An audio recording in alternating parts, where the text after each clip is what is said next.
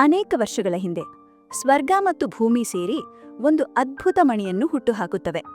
ಆದರೆ ಆ ಮಣಿ ಹುಟ್ಟಿದ ಕ್ಷಣದಿಂದಲೇ ಒಳ್ಳೆಯ ಮತ್ತು ಕೆಟ್ಟ ಶಕ್ತಿಗಳನ್ನು ತನ್ನೊಳಗೆ ಹೀರಿಕೊಳ್ಳಲು ಪ್ರಾರಂಭಿಸುತ್ತದೆ.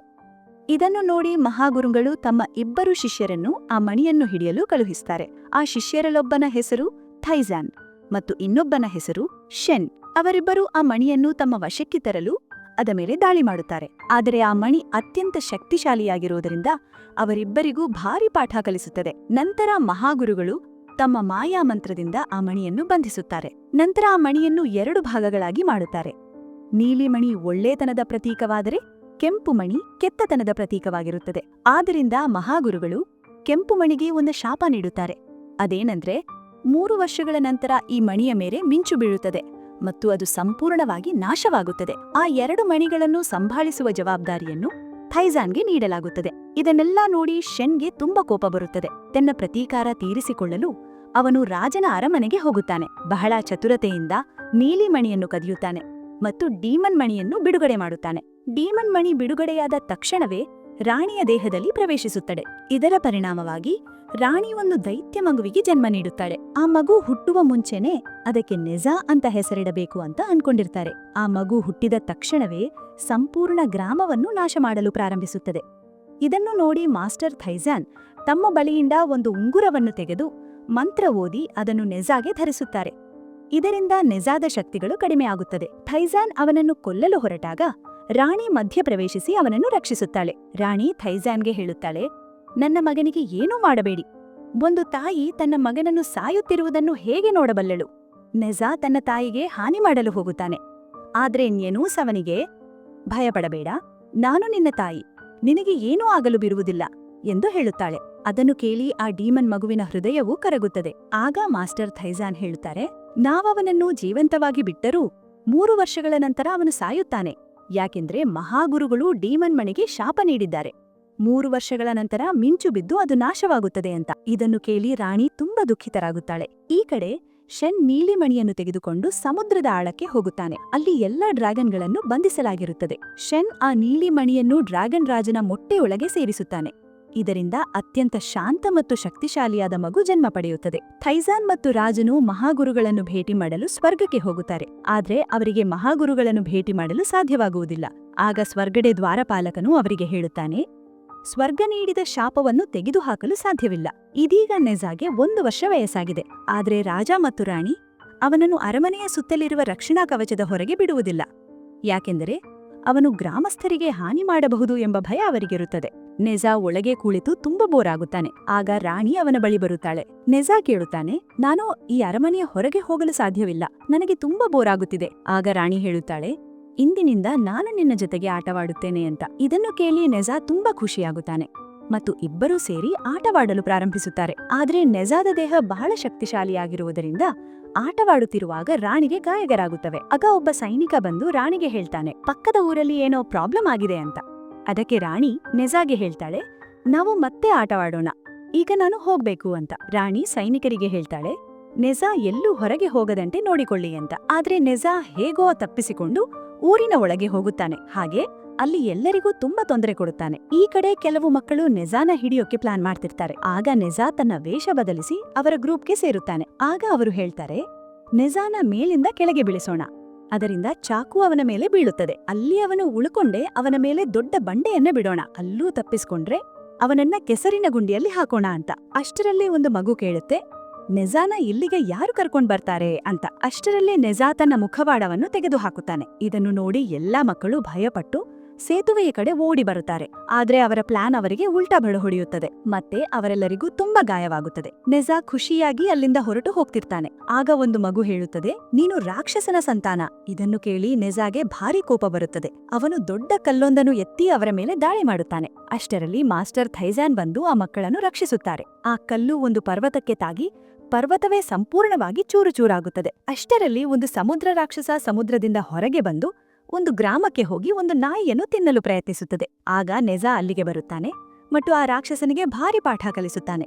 ಆದರೆ ಆ ರಾಕ್ಷಸ ತನ್ನ ರೂಪವನ್ನು ಬದಲಿಸಿ ಅಲ್ಲಿಂದ ಓಡಿ ಹೋಗುತ್ತಾನೆ. ನೆಜಾ ಅವನ ಮೇಲೆ ಬೆಂಕಿಯಿಂದ ದಾಳಿ ಮಾಡುತ್ತಾನೆ. ಇದರಿಂದ ಸಂಪೂರ್ಣ ಗ್ರಾಮಕ್ಕೆ ಬೆಂಕಿ ಹಿಡಿಯುತ್ತದೆ. ಆದರೆ ಆ ರಾಕ್ಷಸ ಒಂದು ಚಿಕ್ಕ ಹುಡುಗಿಯನ್ನು ಹಿಡಿದು ಸಮುದ್ರದೊಳಗೆ ಕರೆದೊಯ್ಯುತ್ತಾನೆ ಮತ್ತು ನೆಜಾಗೆ ಹೇಳುತ್ತಾನೆ, ಸಮುದ್ರದಲ್ಲಿ ನನ್ನನ್ನು ಯಾರೂ ಹಿಡಿಯಲು ಸಾಧ್ಯವಿಲ್ಲ. ಅಷ್ಟರಲ್ಲಿ ಬಿಂಗ್ ಬರುತ್ತಾನೆ ಮತ್ತು ಸಂಪೂರ್ಣ ನೀರನ್ನು ಹಿಮವಾಗಿಸುತ್ತಾನೆ. ನೆಜಾ ಇಬ್ಬರನ್ನೂ ರಕ್ಷಿಸುತ್ತಾನೆ. ರಾಕ್ಷಸ ನೆಜಾದಿಂದ ತಪ್ಪಿಸಿಕೊಳ್ಳಲು ಸುತ್ತಮುತ್ತ ತನ್ನ ಕಲ್ಲು ನಿರ್ಮಿಸುವ ಬುಬ್ಬುಲುಗಳನ್ನು ಹರಡುತ್ತಾನೆ. ನೆಜಾ ತನ್ನ ಚುರುಕು ಬುದ್ಧಿಯನ್ನು ಬಳಸಿ ಆ ಬುಬ್ಬುಲುಗಳಿಂದ ತಪ್ಪಿಸಿಕೊಳ್ಳಲು ಬಿಂಗ್ನ ದೇಹವನ್ನೇ ತನ್ನ ಗುರಾಣಿಯಾಗಿ ಬಳಸುತ್ತಾನೆ ಮತ್ತು ಆ ರಾಕ್ಷಸನಿಗೆ ಭಾರಿ ಪಾಠ ಕಲಿಸುತ್ತಾನೆ. ಕೊನೆಗೆ ರಾಕ್ಷಸ ಸೋತು ನೆಜಾಗೆ ವಿಷದ ಪ್ರತಿವಿಷವನ್ನು ಕೊಡುತ್ತಾನೆ. ಅದನ್ನು ಬಳಸಿ ನೆಜಾ ತನ್ನನ್ನು ಮತ್ತು ಬಿಂಗ್ನನ್ನು ಗುಣಪಡಿಸುತ್ತಾನೆ. ಆ ರಾಕ್ಷಸ ಇಬ್ಬರಿಗೂ ಕ್ಷಮೆ ಕೇಳಿ ಮತ್ತೆ ಸಮುದ್ರಕ್ಕೆ ಮರಳುತ್ತಾನೆ. ನಂತರ ಬಿಂಗ್ ಮತ್ತು ನೆಜಾ ಒಟ್ಟಿಗೆ ಆಟವಾಡುತ್ತಾನೆ. ಬಿಂಗ್ ಹೇಳುತ್ತಾನೆ, ಎಲ್ಲಾ ಗ್ರಾಮಸ್ಥರು ನಿನಗೆ ಶುಭಾಶಯ ಹೇಳಲು ಖಂಡಿತ ಬರುತ್ತಾರೆ. ನೆಜಾ ಉತ್ತರಿಸುತ್ತಾನೆ, ನನ್ನನ್ನು ಸಂತೋಷವಾಗಿ ನೋಡಲು ಇಚ್ಛಿಸದವರು ನನಗೆ ಶುಭಾಶಯ ಹೇಳಲು ಯಾಕೆ ಬರುತ್ತಾರೆ?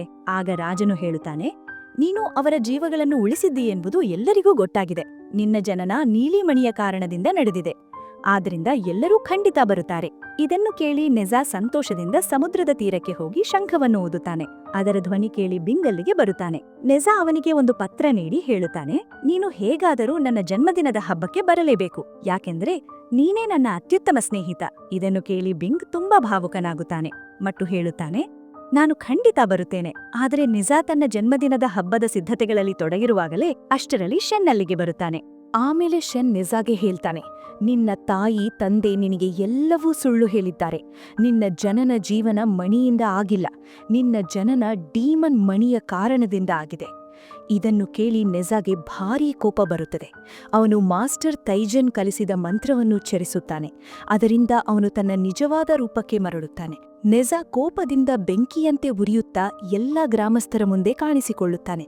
ಆಗ ಮಾಸ್ಟರ್ ತೈಜನ್ ಅವನಿಗೆ ಜನ್ಮದಿನದ ಉಡುಗೊರೆಯಾಗಿ ತಮ್ಮ ಮಾಯಾಜಾಲದ ದಂಡ ಮತ್ತು ಹಂದಿಯನ್ನು ಕೊಡುತ್ತಾರೆ.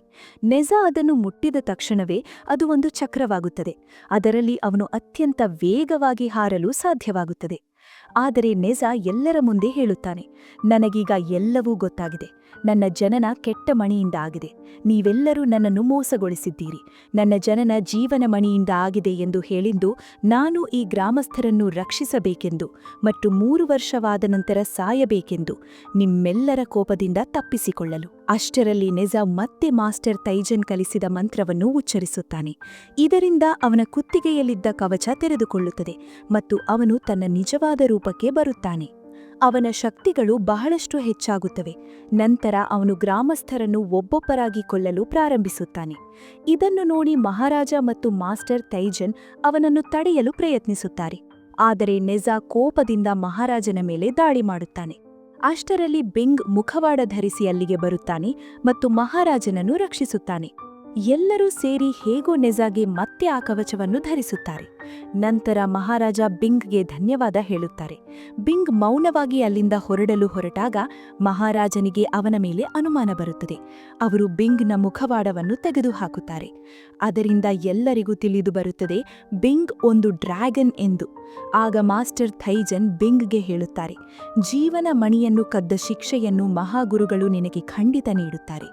ಅಷ್ಟರಲ್ಲಿ ಶೆನ್ ಅಲ್ಲಿಗೆ ಬರುತ್ತಾನೆ ಮತ್ತು ಬಿಂಗ್ಗೆ ಹೇಳುತ್ತಾನೆ, ನೀನು ಇವರ ಜೀವ ಉಳಿಸಬೇಕೆಂದು ಬಯಸಿದ್ದೆ, ಆದರೆ ಮನುಷ್ಯರು ಯಾವತ್ತೂ ರಾಕ್ಷಸರನ್ನು ಸ್ವೀಕರಿಸುವುದಿಲ್ಲ.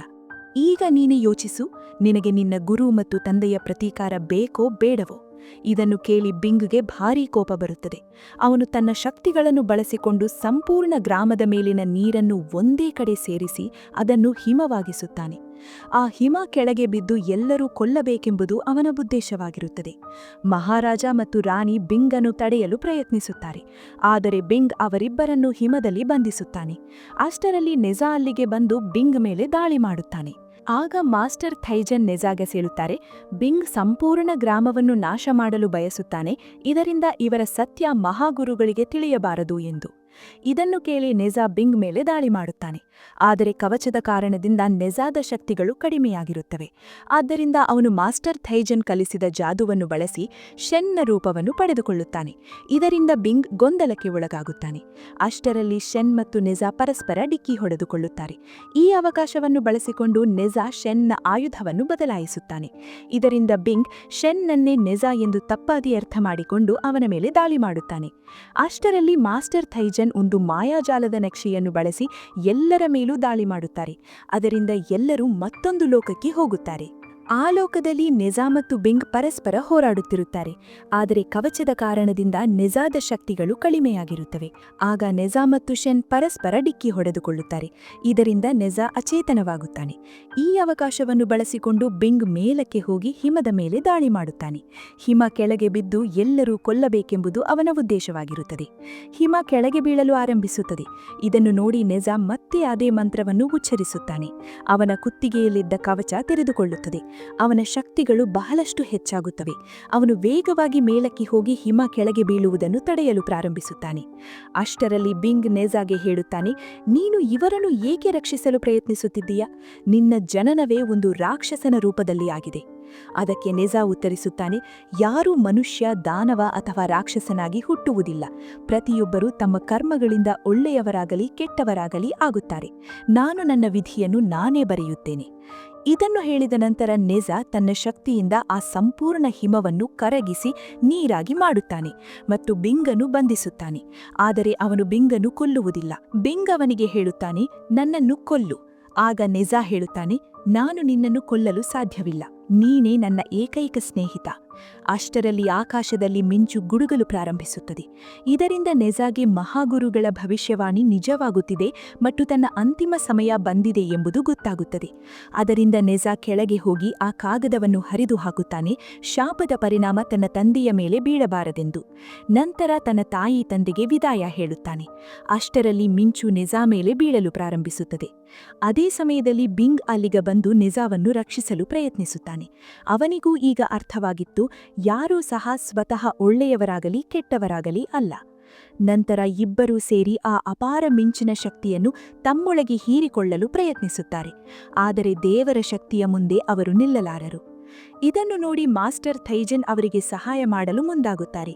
ಅವರು ಮೇಲಕ್ಕೆ ಹೋಗಿ ಆ ಇಂದ್ರಕಮಲವನ್ನು ತೆರೆಯುತ್ತಾರೆ. ಅದರಿಂದಲೇ ನೀಲಿ ಮತ್ತು ಕೆಂಪು ಮಣಿಗಳು ಹುಟ್ಟಿದ್ದವು. ಅದಾದ ನಂತರ ನೆಜಾ ಮತ್ತು ಬಿಂಗ್ ಆ ಕಮಲದ ಒಳಗೆ ಬಂಧಿತರಾಗುತ್ತಾರೆ.